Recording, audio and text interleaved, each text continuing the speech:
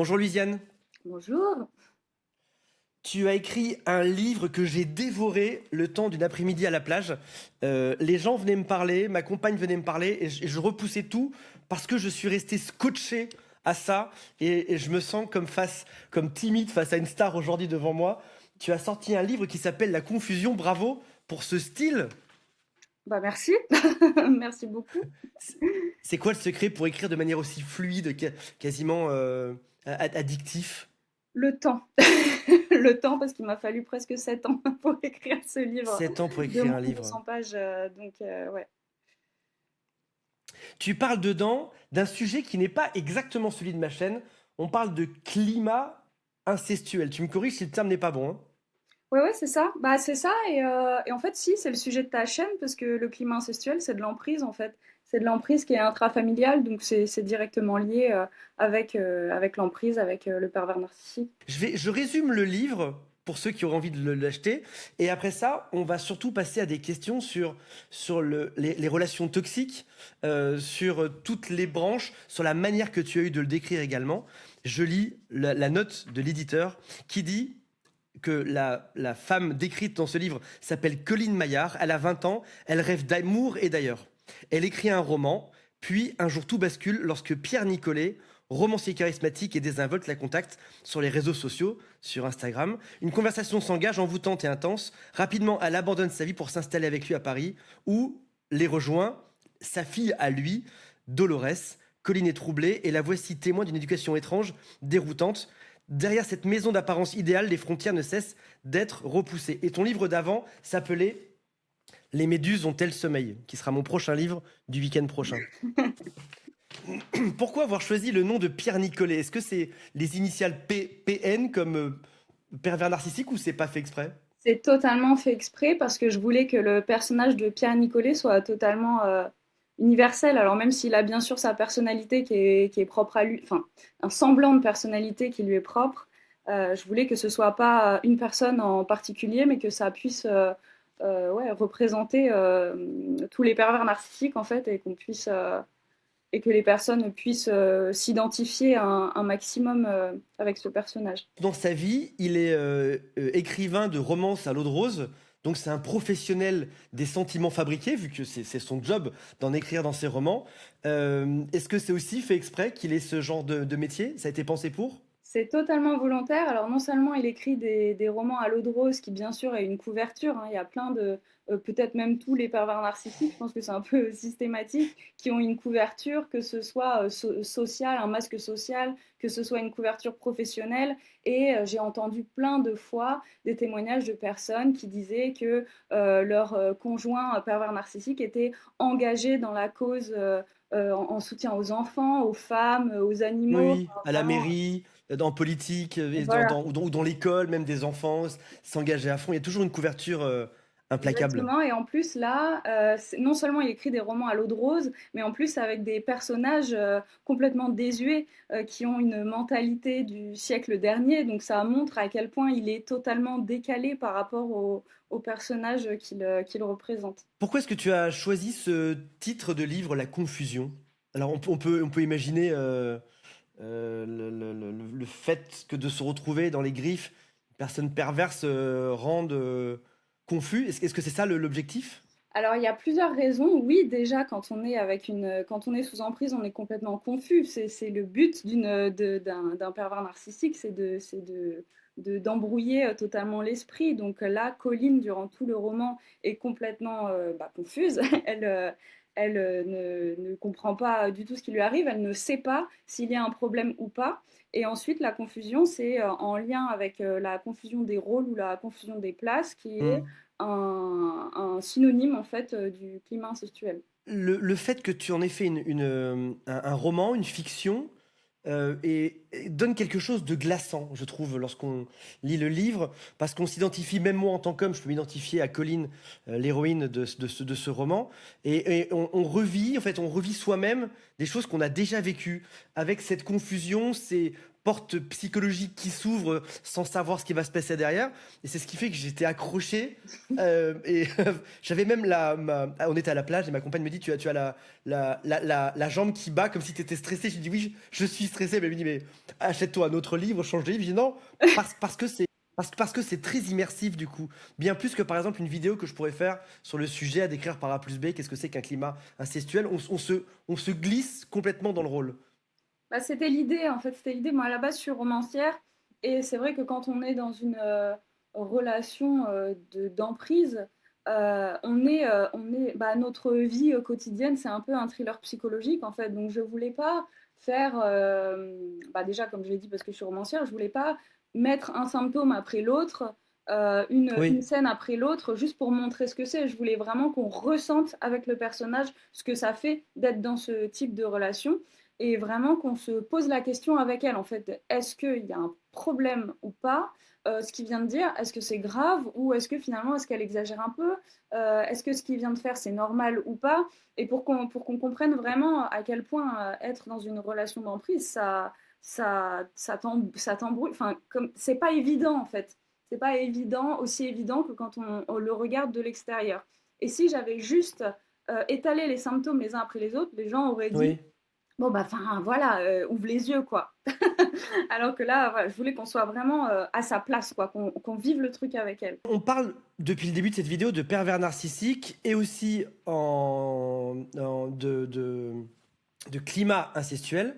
Déjà, avant qu'on aille plus loin là-dedans, qu'est-ce que tu fais comme différence entre, pour que les gens comprennent bien où on en est, il y a trois notions, inceste, inceste émotionnel et climat incestuel. Alors, en fait, je dirais que l'inceste émotionnel, c'est un peu, si on devait vulgariser, entre la parentification et le climat incestuel. On va donner à l'enfant un rôle de, non pas de parent, mais de conjoint et de confident, en fait. On va lui donner un rôle qui n'est pas le sien, on va lui faire du chantage émotionnel, du chantage affectif et tout. Pour moi, c'est ça. Après, je ne suis pas psy, mais pour moi, c'est ça. Le climat incestuel, ça va au-delà parce que c'est pas juste une effraction psychique, c'est aussi une effraction physique.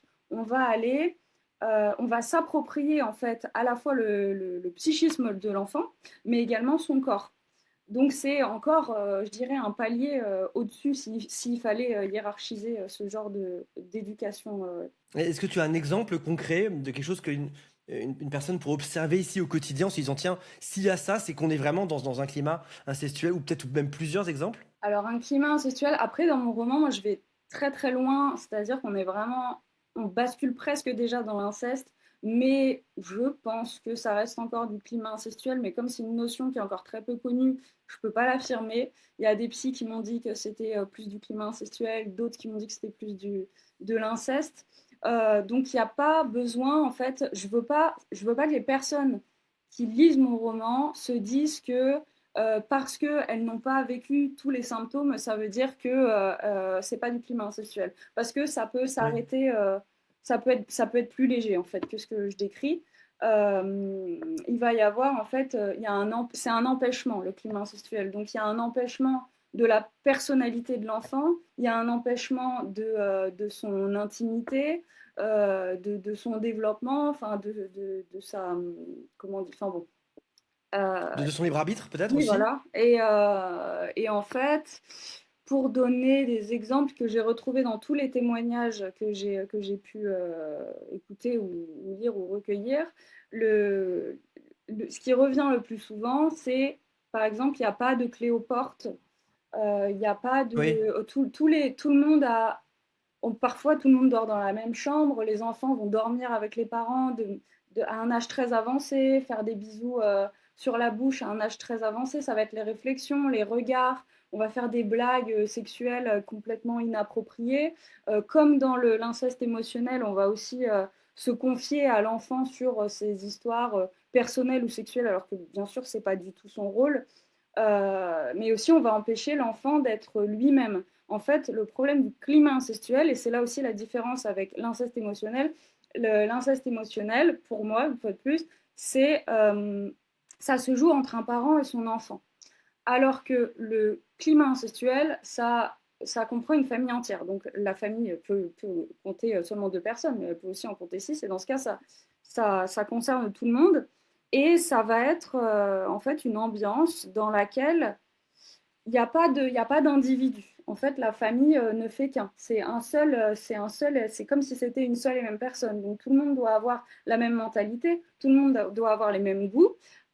Et si on s'oppose à la façon de fonctionner du foyer, on est rejeté. Donc on est un peu déjà obligé, mais surtout bah, quand on a été élevé comme ça, on peut pas vraiment se rendre compte en fait qu'on est dans quelque chose qui est pas normal.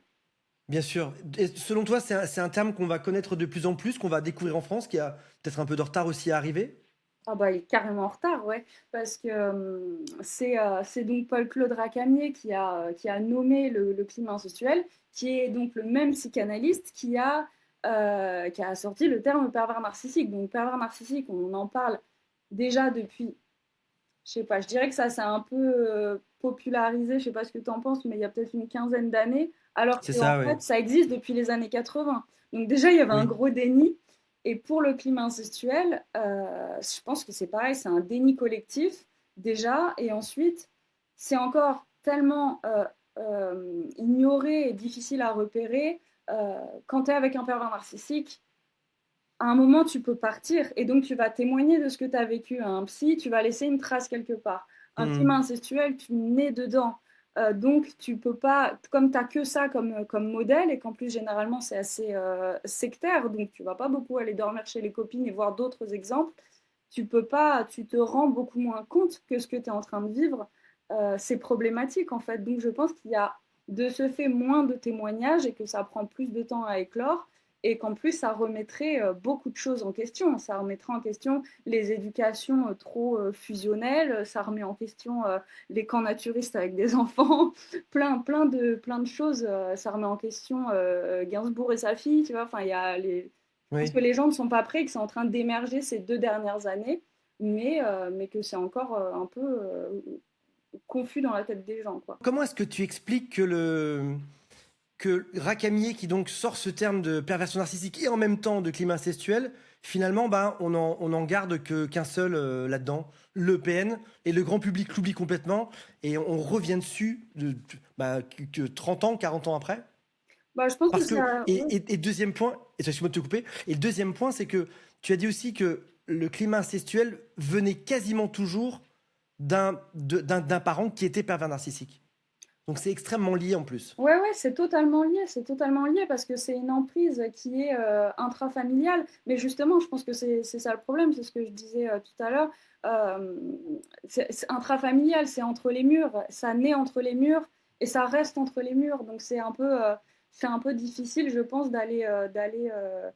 en témoigner et de réussir ouais, à découvrir ça. Puis on est encore dans un déni qui est énorme, déjà avec l'inceste, Oui, au niveau de la loi et voilà, de la société en général, on est encore dans un déni en 2026 qui est hallucinant, où on va encore confier des enfants agressés à leur père parce que la mère les a empêchés d'y aller et tout. Donc si avec l'inceste, qui pourtant est une agression sexuelle brute, avérée, on en est encore là, alors, avec le climat oui. incestuel qui, on peut dire, est l'étape d'avant, on n'y est pas encore, hein. Ça commence à émerger, mais je pense que ça va mettre un moment à devenir aussi, enfin, ouais, que le terme soit aussi populaire que T'as l'inceste. raison, que Parce comme ça se que, passe à huis clos et avec des jeunes, on a beaucoup de mal à s'en rendre compte généralement. bah ouais, c'est ça, c'est ça. Il y a plein de gens. Je suis ghost aussi, j'écris pour les autres. Et il n'y a pas longtemps, j'ai dû corriger un livre d'une personne, un récit, qui qui parlait de son éducation fusionnelle. Et en fait, en le lisant, Hmm. je me suis rendu compte que c'était clairement un climat incestuel, mais dedans, elle ne le nommait pas. Et ça, voilà, enfin, le terme n'est pas encore connu, il est banalisé. Et en plus, ça voudrait dire, parce que un climat incestuel, en fait, c'est des parents qui vont s'autoriser beaucoup de choses et donner, enfin, comment dire, éduquer leur enfant en leur faisant croire qu'ils leur donnent beaucoup d'amour. Alors ça va être des enfants rois, ça va être des enfants, c'est ça, qui vont Oui, dormir c'est tard ça, oui, avec les exactement. parents, qui vont recevoir trop d'affection, des parents qui vont être trop tactiles. Donc les enfants sont dans un truc de je reçois énormément d'amour, je suis choyée. Et en fait, s'ils se rendent compte que c'est parfaitement l'inverse, qu'en fait ils ne sont pas des enfants choyés mais maltraités, Oui, t'imagines ce qui va se passer dans leur tête, mais c'est le psychisme est complètement détruit, totalement, tu bascules dans le noir, quoi. Donc je pense qu'il y a un je déni aussi comprends de la tout part à des fait, oui. victimes, en fait. Exactement, oui. Il y a ça c'est lourd comme sujet, ça m'oppresse, moi, ça va, toi? Bah Quand ouais, on à parle sur chaque les fois plateaux ça. de télé, il y a pas de, c'est complètement oppressant l'idée que des enfants seuls, puis encore un adulte, bon, tu vis une relation perverse qui est déjà atroce, tu vois. Bah, Tu manques d'y passer, de crever, bon, ben ça c'est déjà atroce. Mais là, l'idée que des enfants vivent ça, puissent confondre ça avec de l'amour, c'est ultra, ultra oppressant, ultra oppressant. bah ouais, bien sûr, et c'est dramatique. Parce qu'à la limite, hein, quand tu es adulte, tu vois bien que tu te poses, même si tu n'as pas conscience totalement que tu es dans une relation d'emprise, tu te poses des questions. Et d'ailleurs, les gens qui se posent des questions et qui arrivent sur ta chaîne, c'est parce qu'en vérité, je pense qu'ils savent déjà un peu. Mais voilà, quand tu es enfant, t'as pas ce recul. Tu connais pas les limites, en fait. Tu connais pas les limites, donc tu sais pas. Ton parent, c'est ton mentor. Donc forcément, ce qu'il va te proposer, c'est la bonne chose. Donc tu peux pas avoir le même recul que quand tu réalises que peut-être l'autre a Hmm. franchi les limites et que tu es dans une relation d'emprise. Là, c'est quelque chose qui peut durer toute la vie, en fait. Tu démarres dans un sujet plus léger pour me détendre un peu de cette interview. Tu démarres par je ressens le même stress que quand j'ai lu ce livre, je te promets. Et qui est, au passage, qui n'est pas un livre voyeuriste, pas dans l'exagération, qui est au contraire très fin dans le suspense, dans l'avancement du truc. Ton roman a une spécificité, il commence sans aucun love bombing, qui est quelque chose qu'on retrouve majoritairement chez les pervers narcissiques. Est-ce que c'est fait exprès? Est-ce que du coup ça rend le piège plus dur à détecter s'il n'y a pas cette effusion d'amour? Dans le roman, par exemple, l'héroïne rencontre ce mec plus âgé et il commence par être assez dur avec elle. Il n'est pas dans la gentillesse. Bah, totalement, totalement. Moi, j'ai vécu deux relations comme ça très jeune. Ma famille en a vécu, mes proches en ont vécu. En fait, et de tous les témoignages que j'ai entendus et lus, c'était assez partagé. Il y avait des personnes qui avaient vécu du love bombing au début et des personnes qui tout de suite avaient été rabaissées, en fait. Et du coup, je pense que quand on est dans une relation d'emprise et qu'on commence à aller chercher sur Internet les listes, c'est quoi les symptômes d'un pervers narcissique et tout, et qu'on tombe sur le premier critère qui est le love bombing, qui est il va vous mettre sur un piédestal, il va vous vendre du rêve, etc. Alors là, il lui vend un peu du rêve au début, mais quand même, il la rabaisse en même temps. Il est tout de suite dans une Oui, opération d'hameçonnage et de destruction par le fait de la rabaisser, en fait. oui, Et je voulais un peu casser cette idée de forcément ça va être un prince, un cheval blanc sur un cheval blanc qui va arriver parce que voilà, je veux pas qu'on se dise que si on est tellement dans le déni en fait quand on est dans une relation d'emprise que si la personne a 99 critères sur 100, on va se dire ah bah c'est bon, il en manque un. Donc là, je voulais apporter ce truc supplémentaire de voilà, casser le cliché. Non, il n'y a pas forcément de love bombing au début. Il y a des techniques d'hameçonnage qui sont différentes et qui peuvent être complètement contraires. Quand la personne n'a pas confiance en elle, justement, le fait de la rabaisser immédiatement, ça met le manipulateur tout de suite sur un piédestal. Il se met en fait un peu sur une estrade, sur une scène de théâtre sur laquelle il piétine. Et la scène, c'est toi, quoi.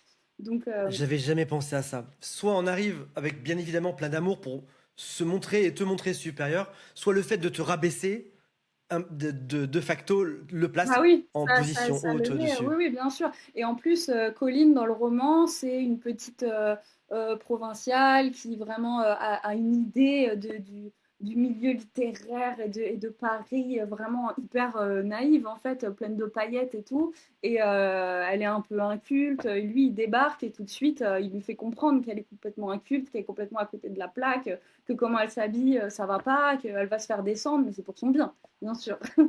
Donc c'est Oui. sa technique, c'est sa technique à lui. Et en plus de ça, il se met totalement, il se surestime, il lui vend une vie, j'ai fait ci, j'ai fait ça, je suis un grand homme. Et ça, c'est pareil, automatiquement, ça la met en dessous, quoi.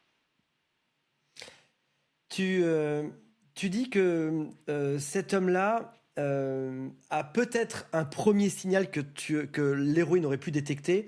C'est typiquement le fait que il dit mon ex était hystérique, mon ex était pervers narcissique, mon ex était folle. Que c'est peut-être la seule chose qui aurait pu te mettre la puce à l'oreille. Ouais, ouais, totalement. Bah, dans l'une des premières scènes, ouais, Colin enfin, il va dire à Colin immédiatement, il va trouver un prétexte pour lui parler de son ex en disant qu'elle était hystérique, perverse narcissique. Enfin, il va lui attribuer tous ses propres défauts en fait. Et enfin, que c'est même pas des défauts là, c'est pathologique. Ouais.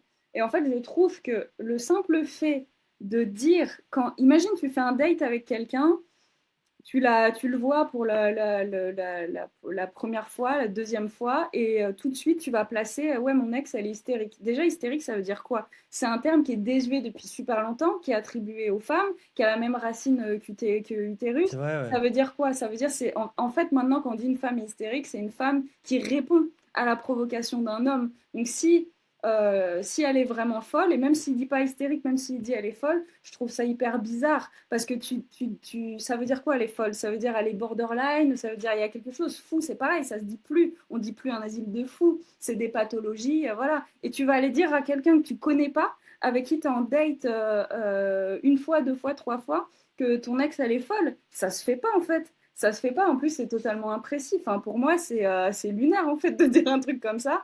Et en plus, enfin, mes copines qui m'ont dit oui, mais le pauvre, son ex, elle était folle, direct. Moi, ça me met la puce à l'oreille. Enfin, c'est systématique chez les pervers narcissiques. L'ex, elle est toujours folle. Mais il faut bien se dire que la prochaine fois, la folle, ça sera toi. En fait, quand il aura une autre fille, il va dire de toi C'est qu'elle bien est sûr, folle. ce sera toi la suivante dedans, ouais. Mais c'est eux qui rendent fous, en fait, quand la fille, au bout de 10 ans, elle est complètement éteinte, qu'elle pète des câbles pour rien, ou qu'elle devient, je sais pas trop quoi, alcoolique ou quelque chose, peut-être qu'il faut se poser des questions de pourquoi elle est devenue comme ça. Est-ce qu'elle était comme ça avant de le rencontrer? Donc ça, c'est un truc, franchement, Bien sûr. pour moi, c'est un red flag énorme. Un mec qui dit mon ex est folle ou mon ex est hystérique, c'est pas possible.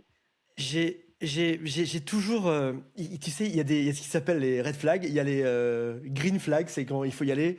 Puis t'as les flags du milieu, ça peut être orange ou beige flag. Tu sais, il y a plein de noms dans la littérature. Et moi, quand quelqu'un me dit mon ex est folle, que ce soit une femme ou un homme, c'est marrant, je le mettrais pas en red flag direct. Je mettrais ça en observation. Parce que il y a tout autant de chances que son ex soit vraiment dingue, réellement, quoi, ça peut arriver, que ce qu'en fait, ce soit juste en effet une personne toxique qui ait créé une situation, etc. Et que tu sois en effet la prochaine folle, le prochain fou de l'équation, c'est juste toi par la suite. Oui, bien Mais je sûr, suis pas si. mais il y a des Je manières sais de pas le si dire. catégorique sur le fait de tiens, si. Parce que du coup, tout le monde s'aime bien, on se croirait un peu dans une espèce de dystopie à la Black Mirror où il faut être tous très sympas. Ouais, mon ex avait plein de Oui, belles bien sûr. qualités. Enfin, non, on s'est quitté, c'est parce qu'on se déteste, quoi. Ah, bien sûr, mais je trouve qu'il y a quand même des manières de le dire. Et déjà, il y a un fossé quand même entre folle et hystérique. Moi, c'est vraiment le mot hystérique que je mets en avant dans le livre où, enfin, dire d'une femme qu'elle est hystérique, ça veut tout et rien dire, quoi. Et folle, ouais, je sais pas. Dans ce cas, tu justifies, t'expliques pourquoi, et selon ça, après, tu réfléchis. Effectivement, peut-être qu'il faut le mettre en observation, mais une fois de plus, ça dépend de la façon dont c'est dit. Ça dépend si c'est additionné à d'autres trucs qui, quand même, sont un À peu d'autres gros. choses, bien sûr, ouais. Ouais. J'ai un, un client, il me dit mon ex est parti appeler toutes mes ex. Donc sa compagne est partie appeler sa compagne actuelle est partie appeler toutes ses ex à lui. Il me dit évidemment si tu veux avoir la pire version de moi et des gens qui me détestent, appelle mes ex, elles me haïssent toutes quoi. Oui, c'est vrai. Donc il y a aussi un peu quelque chose d'orienté par rapport à ça. Moi pareil, t'appelles mes ex, je pense qu'une bonne partie, pas toutes, mais une bonne partie me déteste aujourd'hui. Il y a quelque chose que j'aime beaucoup dans ce livre, c'est que tu montres l'isolement et la sidération. Et c'est un isolement qui est jamais ordonné de manière frontale, c'est plutôt suggéré dans tous les comportements que le héros aura par rapport à Colleen, l'héroïne. Et du coup, elle finit par s'auto-isoler. Et il y a des fois, on a l'impression que elle devrait se bouger, on a envie de la secouer dans le roman, d'apprendre, mais sors de ça, fais quelque chose, et on sent cette espèce de sable mouvant. Ouais, bah pour moi, c'est un peu une séquestration psychologique. En fait, je sais pas si, si le terme existe. Mais oui, oui. Bah, d'ailleurs, elle le dit à un moment, les portes ouvertes sont infranchissables. Cette impression d'être retenu alors qu'en réalité, on pourrait partir. Mais oui, oui, il y a une question de figement. Alors déjà, le pervers narcissique, pour commencer, comme tu en parles si bien, c'est une personne qui va te faire des injonctions contradictoires. Donc en fait, il va te dire bleu, il va te dire rouge. C'est comme si tu avais un panneau aller à gauche, un panneau aller à droite. Tu fais quoi? Bah, C'est tu ça, restes ouais. au milieu Injonction et tu hésites paradoxale. et tu bouges pas. Donc ça, déjà, ça te met dans un état de figement parce que tu ne sais pas, voilà, tu sais pas par où partir, quoi. Et ensuite, le fait de vivre quotidiennement comme ça de multiples micro-traumatismes, ton cerveau, il te débranche en fait, ça te met dans un état de sidération, même de dissociation. Il y a quelque chose qui t'empêche, en fait, un cerveau qui fonctionne plus, il peut pas dire à tes jambes, vas-y, cours, casse-toi, c'est pas possible. Donc les gens qui disent, pourquoi t'es pas parti? Parce que ce n'est pas possible. Il y a quelque chose qui s'est désactivé, en fait, il y a un interrupteur qui a été baissé dans le cerveau qui empêche de partir et qui retient, comme je le dis dans le livre, avec des chaînes de guimauve, enfin, des chaînes imaginaires. Oui. Il y a une phrase que tu as dite, il me semble que c'était en interview. Tu as dit que sortir de l'emprise, c'est comme être un enfant qui est arraché à sa mère. Ouais, Et le monde extérieur devient un monde que tu ne connais plus. ouais, Je trouvais l'image extrêmement parlante et ça montre un peu la difficulté à pouvoir sortir d'une relation toxique, à revenir à une vie normale où tu es dans une espèce de flou, de nuages, de brume où tu sais plus le bien du mal, ce qu'il faut dire, pas dire, ce qui est de ton fait, ce qui est du sien, si tu as eu raison de partir ou pas, et t'en ressors en boitant. Il y avait une autre image que j'aime bien qui disait les rescapés des pervers narcissiques sont comme des anges qui reviennent de l'enfer avec les ailes qui fument encore un peu et avec un grand sourire. J'ai réussi à m'en sortir. ouais, c'est ça. Comment t'es venue cette image de sortir de l'emprise? C'est comme être un enfant arraché à sa mère. Alors, c'est même pas juste sortir de l'emprise. Je trouve que c'est être sous emprise dès le départ, en fait. Dès le départ, je trouve qu'il y a vraiment quelque chose de physique qui fait que si la personne ne te parle pas pendant une heure ou part pendant un week-end, tu te sens comme arraché, comme un bébé a été arraché à sa mère. Il y a quelque chose de vraiment très oppressant. Et effectivement, quand on part, on est oui, totalement déboussolé, quoi. Tu t'as été matrixé pendant des années, tu as mis ton conjoint sur un piédestal, tu en as fait un peu ton mentor, comme l'est un parent, et du coup, c'est comme, oui, effectivement, comme un bébé qui est lâché dans un supermarché, et t'es là, putain, je suis où est la personne qui m'a appris à vivre, en fait? Et après, c'est hyper dur quand ton cerveau a été lavé, d'apprendre, de réapprendre. C'est comme réapprendre une éducation d'une autre culture, en fait. Oui, Réapprendre à penser par soi-même, réapprendre à avoir ses propres goûts. Et comme tu le disais, effectivement, se demander ce qui vient de soi et ce qui vient de l'autre. Est-ce que c'est vraiment moi qui pense comme ça? Est-ce que c'est vraiment moi qui ai envie de m'habiller comme ça? Est-ce que c'est vraiment moi qui ai envie d'écouter cette musique? Donc il y a quelque chose ouais, de l'ordre de la rééducation, en fait. oui. Tu dis aussi que dire simplement, prenons l'exemple d'une femme, parce que Colline est une femme dans ce livre-là, dire à une femme, il faut que tu partes, c'est pas suffisant. Et ce qui est marrant, c'est qu'on le comprend dans plein de domaines. Par exemple, l'alcoolisme, quand on dit à quelqu'un, il faut que tu arrêtes de boire, on sait que c'est pas suffisant. Le tabac, il y a plein de domaines où on sait très bien. Par contre, dans la relation toxique, on se dit, si je lui dis, il faut que tu partes, ce sera suffisant. Alors que de manière évidente, ça ne l'est pas. Bien sûr. Non, je pense que il faut que tu partes déjà, c'est un ordre. Donc la personne qui est en face de toi, elle a besoin d'aide, elle n'a pas besoin que tu lui donnes des ordres. Si elle part pas, il y a une raison. Donc lui mettre la situation devant les yeux, si elle s'en est pas rendue compte, c'est une chose. Mais ensuite, si elle part pas, ça sert à rien d'insister en disant mais pars pas. Il faut lui demander pourquoi elle ne part pas. De quoi tu as besoin pour partir? Si c'est financier, est-ce que tu as besoin que je t'aide? Si c'est une question de logement, est-ce que la personne a la peur d'être harcelée par la suite? Est-ce qu'elle a peur d'être menacée ou je sais pas, il y a une raison. Donc en fait, pour moi, il faut vraiment demander à la personne de quoi elle a besoin pour partir et ce qui l'en empêche. Oui, Et, ok. ouais. Et est-ce que dans ton travail et dans l'écriture de ce livre, est-ce que ça t'a fait prendre conscience un peu de l'ampleur des dégâts psychologiques, peut-être aussi de la méconnaissance qu'on peut avoir sur le sujet. Comment est-ce que est-ce que tel un acteur qui peut sortir d'un rôle un peu transformé, est-ce que tu sors aussi un peu transformé de ce rôle-là aujourd'hui, de ce livre-là? Oui, et pas forcément, c'est pas forcément positif parce qu'en fait, je me rends compte qu'il y a beaucoup de gens encore qui, comme le terme pervers narcissique, c'est vachement popularisé, mais dans le mauvais sens, les gens, c'est devenu une blague en fait. Ah, t'as été un pervers avec un pervers narcissique. Enfin, on l'attribue n'importe comment. C'est Enfin, totalement vrai, ouais. c'est devenu une vanne, alors qu'en fait, ça devrait être considéré. Je dirais même pas au même niveau que le psychopathe, parce que le psychopathe, c'est la même chose, tu vas le balancer n'importe comment.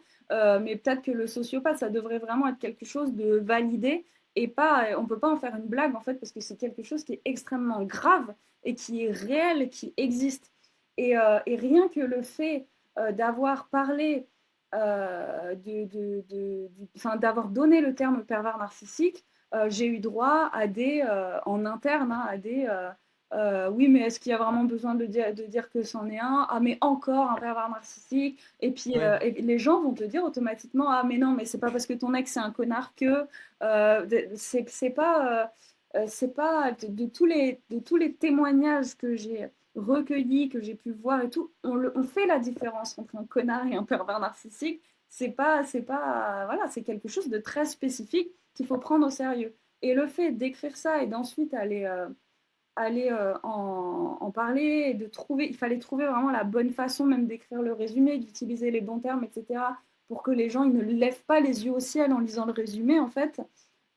Et c'est un peu agaçant, en fait, de voir ça, que c'est tellement pas pris au sérieux, que c'est frustrant. Il y a un peu une double peine finalement. C'est non seulement je suis victime de quelque chose qui, enfin moi je l'ai vécu, c'est monstrueux. Enfin mentalement, je suis heureux d'être. Chaque jour où je suis en vie, je me lève, je remercie le ciel d'être encore là. C'est atroce. Non seulement tu vis ça, en plus derrière on te dit ouais mais allez, ouais, est-ce que ça existe vraiment les pervers narcissiques? C'est un effet de mode. Donc t'as la double peine. Non seulement t'as Vraiment. souffert de manière invisible, en plus derrière tu te tapes des remarques. Et au début ça me choquait. Aujourd'hui je souris, je dis oui, oui, c'est un effet de mode. Ça, tu sais, ça va. Y a pas, y a pas de problème. Mais c'est des choses qui sont dures. Et ça me rappelle un peu ces affaires de MeToo qu'on avait à l'époque, où tout d'un coup, des femmes osent montrer des abominations qui leur sont arrivées. Et Ouais. malheureusement, quelques petites malines par la suite, pas la majorité, mais quelques petites malines prennent le relais et se disent il y a de l'argent à se faire, j'ai couché avec tel mec célèbre, je vais lui faire un chantage, je vais récupérer quelques millions dans la foulée, venant dévaloriser un peu le mouvement initial. Et ce qui fait qu'aujourd'hui, bilan, ça fait quoi, 8 ans après, tu vas voir, je sais pas, des accusations, je cite aucun nom aujourd'hui, mais on les a en tête, une accusation actuelle de chanteurs ou autres sur les réseaux sociaux, et dans les commentaires, c'est mitigé. Ouais. Ouais, oui, soutien à toi, commentaire numéro un. Commentaire numéro 2, est-ce qu'elle l'a pas un peu cherché? Tu fais Ouais. putain, mais la violence, quoi. La Oui, c'est violence. ça. J'ai vécu ça, et en plus, on me traite Ouais. de mytho, de menteuse, etc. La perversion narcissique, c'est pareil, c'est ouais, mais c'est un effet de mode. Toi, t'as failli te foutre dans un mur, et Mhm. on te dit, ouais, mais c'est un effet de mode, et t'y as probablement un peu ton rôle là-dedans quand même, hein. C'est Ah, un mais peu de ta faute complètement. quand même. Complètement. Et le pire, moi je regarde toujours les commentaires sous ce genre d'infos sur les Moi réseaux. aussi, ouais. Le pire, c'est les gens qui disent il faut laisser faire la justice. Alors pas du tout. La justice, Ah, jusqu'ici, pourquoi? de tout ce que j'ai entendu, elle s'en fout complètement. C'est hyper dur de se faire entendre quand tu as été victime de contrôle coercitif. Et pourtant, il me semble que c'est déjà entré dans la loi. Et ça fait partie des violences psychologiques. Il y a les violences financières, etc. Donc ça devrait être beaucoup plus pris au sérieux. Mais la justice attend encore qu'on se fasse frapper, qu'on soit frappé pour nous prendre au sérieux, en fait. Donc les gens qui vont dire, ouais, laisser faire la justice, bah, ça fonctionne pas à tous les coups, en fait. Heureusement, il y a des gens pour qui ça fonctionne, mais je pense que c'est quand même assez rare, en fait. Oui. Alors, attends, alors, moi j'étais plutôt parti dans ma tête sur laissons faire la justice. Et toi, c'est quoi? Tu penses que la vindicte populaire peut prendre le dessus ou c'est quoi l'idée? Bah, c'est les gens en fait, dans l'imaginaire collectif, on ne peut pas faire de tribunal sur le net, on ne peut pas dénoncer des personnalités qui ont été enfin voilà, qui ont agressé des femmes d'une manière ou d'une autre, que ce soit psychologique ou physique ou sexuelle, enfin c'est physique aussi, dans l'imaginaire collectif. Ouais, enfin, il y a plein de gens, il y a un peu deux écoles, mais il y a plein de gens qui ne veulent pas que ce genre de choses sortent parce qu'il y a la présomption d'innocence, nanana, mais voilà, enfin, Moi, c'est agaçant, quoi. j'ai un point de vue là-dessus où je pense que les réseaux. Alors, et en effet, tu as raison, il y a deux écoles. Il y a celle qui dit on ne juge rien, la justice s'en charge, et les autres qui disent bah oui, mais, enfin, Ouais. moi je donne mon avis, moi j'avais un pressentiment, j'ai bien le droit de le dire en ligne, quoi. Et pendant longtemps, moi j'étais de ceux qui disaient que laissons la justice faire, finalement, qui on est pour juger en 5 slides Instagram avec de la musique triste et une histoire et dire son avis sur je pense que ce chanteur est un monstre, on a aucune preuve, tu vois. Mais depuis peu, j'ai réalisé que les médias, Instagram, TikTok, etc., permettent de donner une voix et notamment permettent à d'autres victimes de se reconnaître. Admettons, un chanteur à la mode fait des choses ignobles à une femme, ben, le fait qu'elle le dise, d'autres femmes qui ne se connaissent pas du tout Oui. peuvent se retrouver. Donc je pense je pense que le rôle du média, c'est en effet d'informer sur une alerte. Voici ce que j'ai vécu. Mhm. Y a-t-il d'autres personnes? Et en effet, après ça, charge à la justice d'aller plus enquêter en profondeur, mettre des psychologues dessus. Ouais, bien sûr, il Et la faudrait. justice étant ce qu'elle est, pas toujours au top, hein, mais en tout cas, qu'il y ait un peu plus de recherche que juste juger Ah sur oui, le c'est truc. ça. Et C'est je malheureux pense à qu'on l'histoire attende avec qu'il y ait des dizaines de plaignantes pour clairement, se ouais. dire ah bah c'est sérieux. Comme si une personne, ça voulait automatiquement dire bah non, bah, s'il y en a qu'une, peut-être qu'elle ment. Alors, je pense que le problème n'est même pas là parce que je pense que chaque plainte est prise au sérieux. Je pense que le souci est plus que la justice peut être très aléatoire dans ce genre de dossier. Ouais, oui, oui, Des fois, effectivement. mais comme dans chaque métier, des fois tu tombes sur des bons, des fois tu tombes sur des. Comme Oui, chez le garagiste, comme chez les coachs, hein, comme chez les écrivains, partout, hein. Il y a des bons, il y a des moins bons. mais tu vois, une fois de plus, là, on parle plus de violences sexuelles ou physiques, ce qui déjà est pas évident à démontrer parce que bon bah t'as pas forcément de Clairement, preuves et que c'est ta parole contre celle de l'autre. Les violences psychologiques, en fait, c'est tellement insidieux, c'est presque, je pense, plus compliqué de se faire. Enfin, non, c'est pas je totalement pense, c'est d'accord, sûr, ouais. c'est plus compliqué de se faire entendre et de se faire comprendre quand tu as vécu des violences psychologiques parce que, eh ben, au moins, un coup, alors je dis pas qu'il faut être frappé évidemment, mais un coup, ça va laisser une preuve parce que les violences psychologiques, c'est tellement des petits trucs au quotidien les uns après les autres qu'ils sont invisibles en fait pour le reste et c'est pour les autres et c'est ça qui est hyper violent, c'est de ne pas être cru, de ne pas être compris. Quand tu vas dire aux autres, oui mais il m'a dit et en fait, et l'autre qui va te répondre, ah oui, mais moi aussi, ça m'arrive de recevoir des petites piques comme ça, tu sais, quand t'es marié C'est vrai, depuis ouais. 10 ans. Non, c'est pas juste des petites piques, c'est un quotidien qui est fait de tonnes et de tonnes. Il y a une petite mèche qui est allumée tous les jours, en fait. Je me souviens Je d'une. suis totalement d'accord avec toi, Il y a ouais. une Totalement femme d'accord qui avec a toi. témoigné contre une personne célèbre il y a quelques années, qui a été reçue enfin, dans un média. Et en fait, elle dénonçait une violence psychologique. Elle a eu le courage d'aller sur un plateau en direct pour dénoncer ces violences. Et on lui a répondu à la fois le média lui-même après dans les commentaires sur Internet, mais pourquoi elle vient laver son linge sale dans la presse ou alors ah, mais moi aussi ça m'arrive ce genre de petits trucs et tout. C'est hyper dur à faire comprendre la violence psychologique et en fait je crois qu'on appelle ça la double victimisation déjà de ne pas être entendu par la justice parfois, je dis pas que ça Bien arrive sûr. systématiquement, mais le fait voilà, d'avoir sa plainte classée sans suite ou dont on ne s'occupe pas, et ensuite d'avoir soit un entourage, soit le tribunal du net qui va dire ah non mais ça va, c'est pas si grave. Mais revivre ça, ne pas être entendu, c'est vraiment une violence qui est énorme en fait et qui est sous-estimée. On arrive finalement dans deux aberrations. La première, c'est des fausses victimes qui, par la pas du gain, vont porter plainte. La deuxième, c'est des vraies victimes qui n'osent pas parce que c'est déjà tellement dur d'avoir été victime, de l'admettre. Il y a aussi ça derrière, c'est admettre qu'on a été victime, puis porter plainte pour se faire juger par le public. Ben, les vraies victimes se défendent moins, les fausses se Oui, portent un et peu plus puis plainte. Et quand on a été victime, on n'a pas forcément envie de se réexposer à un pervers narcissique, à un homme violent, ou voilà. exactement, bien Parce que sûr, c'est sans taper un hyper dossier. courageux, en fait. C'est hyper courageux de témoigner publiquement. C'est un truc, tu prends le risque que ton ex qui t'avait finalement lâché vienne te recourir après avec un bâton. Enfin, c'est les gens qui disent pourquoi elle vient laver son linge sale ou alors elle ment. Mais quel intérêt on a à venir mettre un truc comme ça sur le devant de la scène et s'exposer à la fois aux commentaires nuls et à son ex, surtout s'il est Oui, violent physiquement. Quel intérêt tu as à faire ça, franchement? À oui. part, bon, il y a Et quelques exceptions, certainement. Ça, je sais même pas, j'ai même pas de preuve de ça, mais il y a sûrement quelques exceptions qui ont un peu profité d'une vague avec une personne connue et tout. Mais ça, franchement, ça doit être 0,1%. C'est extrêmement dur, c'est extrêmement courageux de se mettre en avant publiquement comme ça. bien sûr, bien sûr. Et je pense aussi que c'est courageux et il faut donner la parole à ces gens-là, il faut parler de ça, il faut que ça sorte. Et ton nom, la confusion de ce livre porte bien son nom. Il faut sortir de cette confusion et montrer, et voici ce qui se passe. Mhm. Et puis derrière, être entouré de gens. Peut-être aussi que l'effet de groupe, quand on est plusieurs à porter plainte, donne ce courage de se dire, allez, j'ai vécu un truc face à un salopard et au moins on est plusieurs, on peut se serrer les coudes.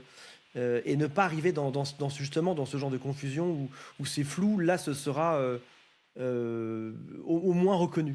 Ouais, bien sûr, mais je pense que pour ça, pour que les victimes puissent témoigner, bon, moi, dans mon cas, c'est un roman, mais pour que les victimes puissent témoigner, il faut qu'elles se rendent compte que,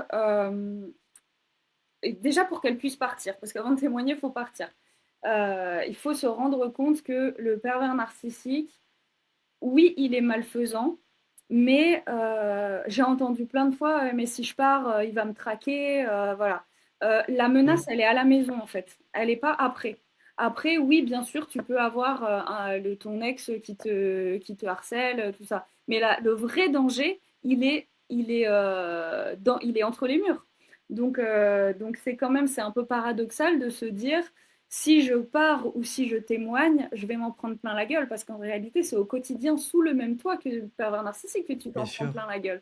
Donc voilà, il faut. Oui, il y a des tarés. Oui, ils sont tarés, là, pour le coup, je dis, tu vois, qui sont fous et hystériques, qui vont te traquer pendant des mois, voire des années. Peut-être que c'est proportionnel, je ne sais pas, au temps qui t'est resté avec.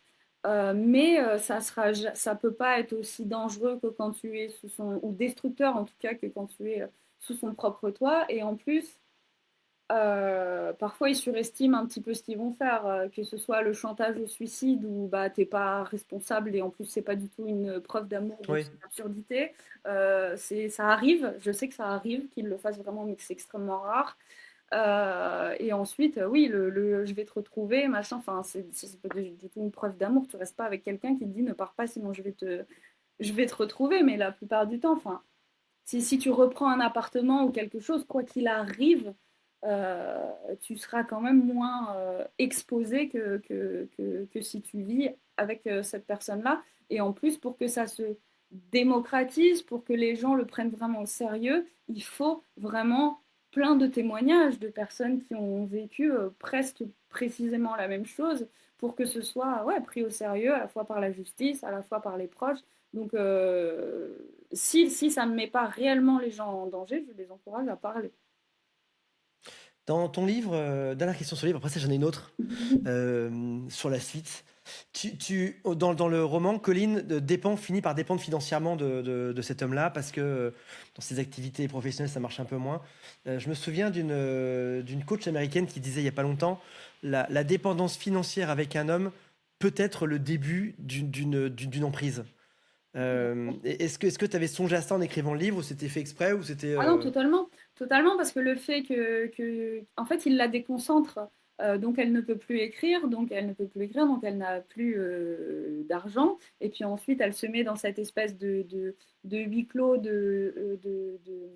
comment j'ai dit tout à l'heure, de séquestration psychologique, donc elle ne Oui. peut pas vraiment travailler. En fait, il fait en sorte qu'elle soit dépendante de lui. En plus, la maison est à l'autre bout du monde, donc il y a forcément son compte en banque va se vider. Et puisqu'il se vide, comment elle fait ensuite, alors qu'elle n'a plus de proches, parce qu'elle s'est également éloignée de ses parents et de ses amis, comment elle fait ensuite pour aller prendre un appartement et pour se sortir de ça, puisqu'elle n'a plus d'argent?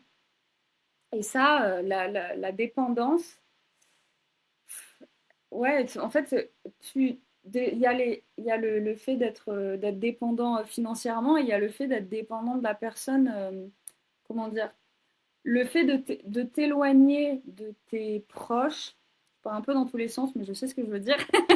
Le fait Moi, je te suis très bien, ça va. le fait de t'éloigner de tes proches, il n'est pas forcément direct, en fait, il peut être insidieux.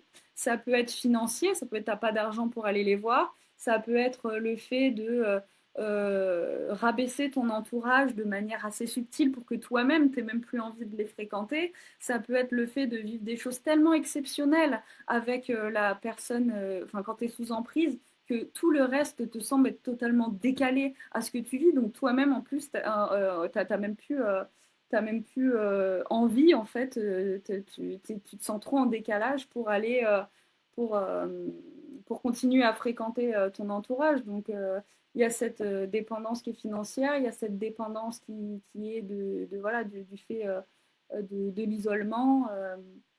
Je ne sais pas si c'était très clair parce que C'est très clair. Sachant que tu écris un livre tous les 7 ans et qu'on est en 2026, quel est le prochain livre qui sortira en 2033? Alors pour le moment, j'écris sur le harcèlement scolaire. Est-ce que je vais conserver mon thème? Je ne sais pas. Est-ce que je continue à écrire ce livre? Je ne sais pas, j'espère. Mais en tout cas, je l'ai débuté il y a un petit moment déjà. Où est-ce que les gens peuvent te trouver dans des salons peut-être? Je sais que tu parcours la France pour présenter ton livre en ce moment. Que tu as tu as été nommé pour à chaque fois j'ai peur de me tromper. Tu avais été nommé pour celui d'avant sur le prix Goncourt de la nouvelle. C'était celui d'il y a deux. Où est-ce qu'on peut te voir aujourd'hui? Là, je serai au salon de Créteil fin juin. Et ensuite, je ne sais pas, parce que je ne fais pas beaucoup de salons, étant donné que je suis beaucoup plus timide que j'en ai l'air. Qui est Euh, très timide, j'aurais pas pensé. Est-ce que peut-être que sur ton Instagram, on peut savoir ton agenda, ton planning pour si les gens veulent venir te voir dans toute la France et acheter oui, ton livre? bah, mon Instagram, c'est Louisiane d'Or, prénom, nom. Voilà. Et puis Je le après, mettrai en dessous. mon livre, il est dispo partout, hein. De toute façon, il est en librairie, en Fnac. Il est là, quoi, il existe. Génial. Je reçois beaucoup de livres, peut-être pas quotidiennement, mais hein, disais au moins une fois par semaine, je reçois un livre ou deux. Celui-ci, je l'ai dévoré. C'est pour ça que je suis si content d'en parler. Je sais que l'algo YouTube est un peu bizarre avec les interviews sur ma chaîne depuis un an. Est-ce que c'est que chez moi? Est-ce que c'est partout? Je n'en sais rien. Mais même s'il y a que 200, 300 personnes qui voient ça, foncez, courez. Ça m'a secoué. Bah, merci Donc beaucoup. un immense merci. Merci beaucoup.